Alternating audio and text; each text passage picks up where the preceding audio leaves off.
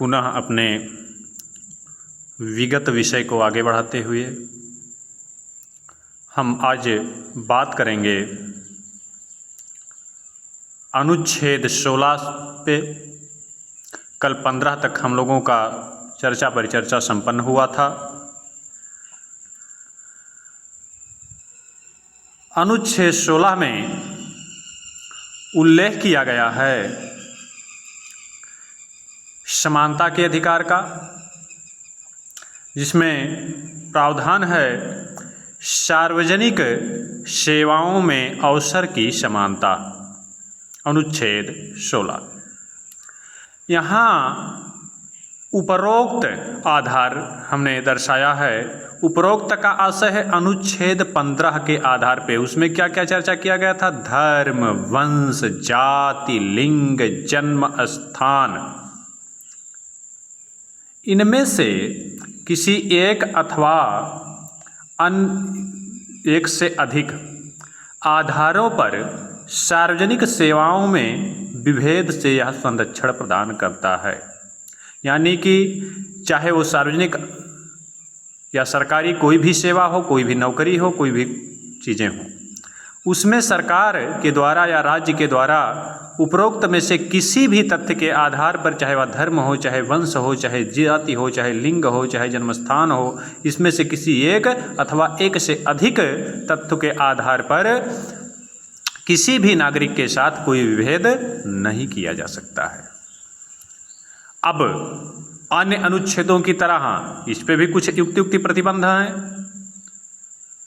तो इसमें क्या है?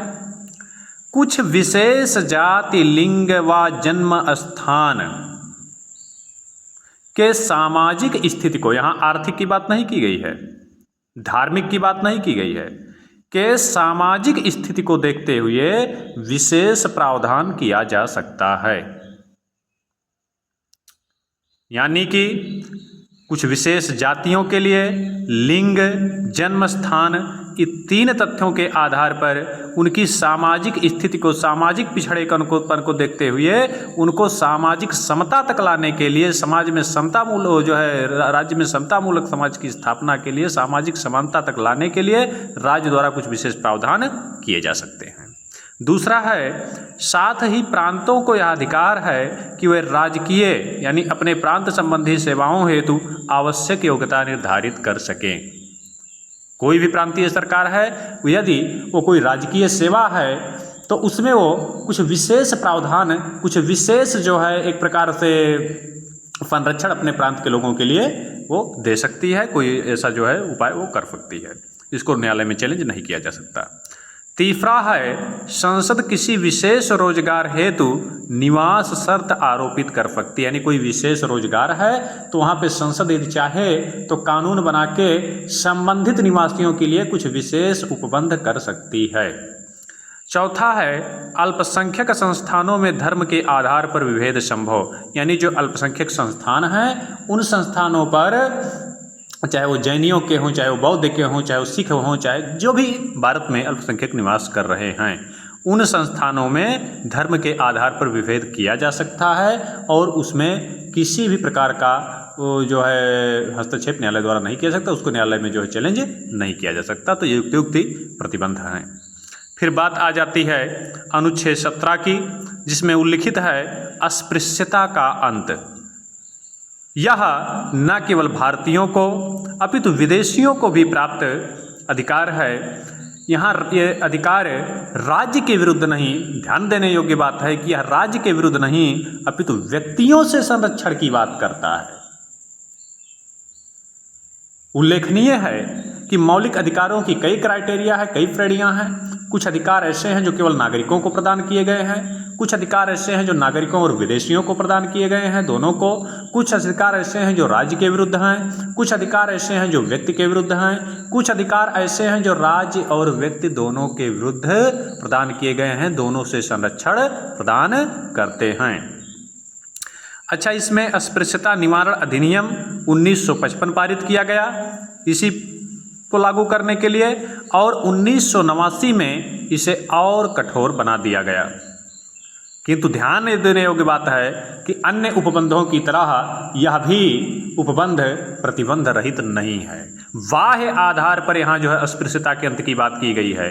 अगर किसी व्यक्ति के अंदर कोई विशेष संक्रमण का व्यक्ति शिकार हो, किसी विशेष रोग का शिकार हो, तो इस आधार पर वो ये जो है मांग नहीं कर सकता है कि भैया हम अस्पृश्यता के जो है निवारण अधिनियम को हमारे ऊपर भी लागू किया जाए, हमें भी उससे, क्योंकि अभी कोविड हुआ, अब कोविड हुआ और किसी को कोविड है और वो कहते कि नहीं हम भी आपके बगल चेयर पे बैठेंगे, हम भी जो है आप भी जो है इस कुएं से पानी पी रहे हैं, आप भी इस नल से पानी पी रहे हैं, हम भी इस नल से पानी पिएंगे, हम भी इस तालाब में स्नान करेंगे, तो ऐसा संभव नहीं है। इन विभिन्न आधारों पर, आंतरिक आधारों पर कुछ विशेष जो है तथ्यों को ध्यान में रखते हुए इसको भी प्रतिबंधित किया जा सकता है।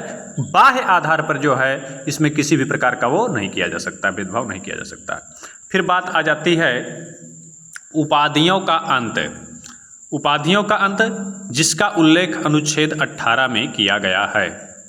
इसमें साफ साफ कहा गया है कि सेना अथवा शिक्षा, दो शब्द हैं, सेना अथवा शिक्षा संबंधी उपाधि के अतिरिक्त राज्य अन्य कोई उपाधि प्रदान नहीं कर सकता। यथा आपने देखा होगा सेना में कर्नल की उपाधि, ब्रिगेडियर की उपाधि, मेजर की उपाधि, जनरल की उपाधि, तमाम उपाधियां प्रदान की जाती हैं और लोग उसको धारण भी करते हैं। शिक्षा में आप देख लीजिए प्रोफेसर की उपाधि, डॉक्टर की उपाधि, इंजीनियर की उपाधि प्रदान किए जाते हैं, किंतु इस पे भी कुछ प्रतिबंध हैं उपाधियों में। जैसे सेना व शिक्षा को छोड़ करके अन्य किसी भी जो रूप में राज्य द्वारा किसी भी प्रकार का उपाधि प्रदान नहीं किया जा सकता है।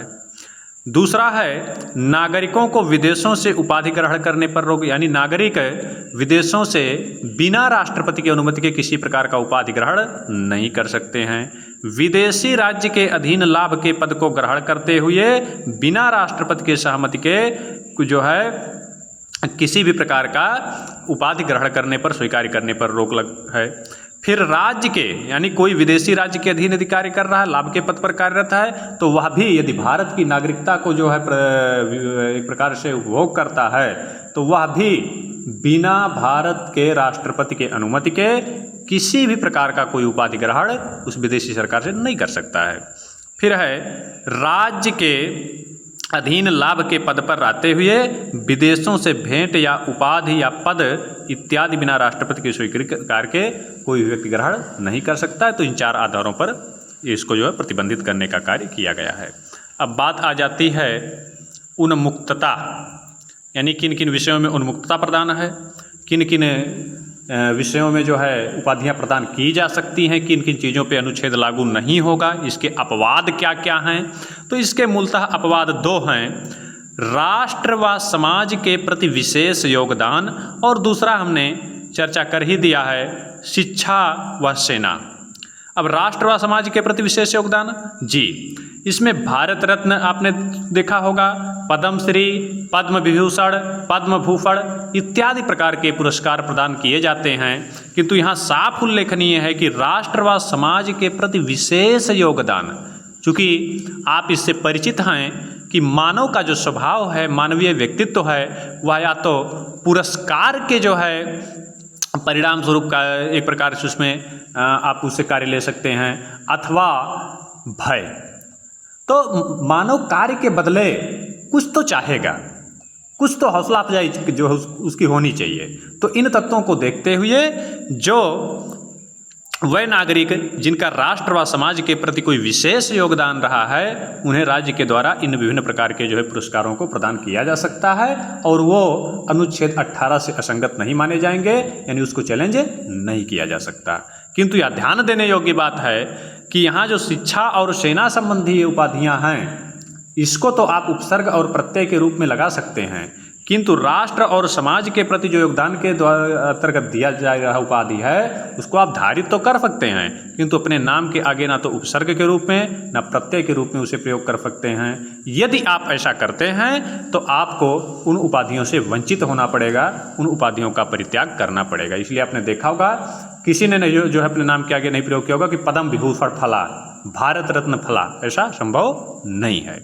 इस प्रकार आज की चर्चा पर चर्चा को हम यहीं विराम देते हैं, समापन करते हैं। यदि आपका कोई प्रश्न है आप कमेंट में पूछ सकते हैं, बाकी कल के लिए।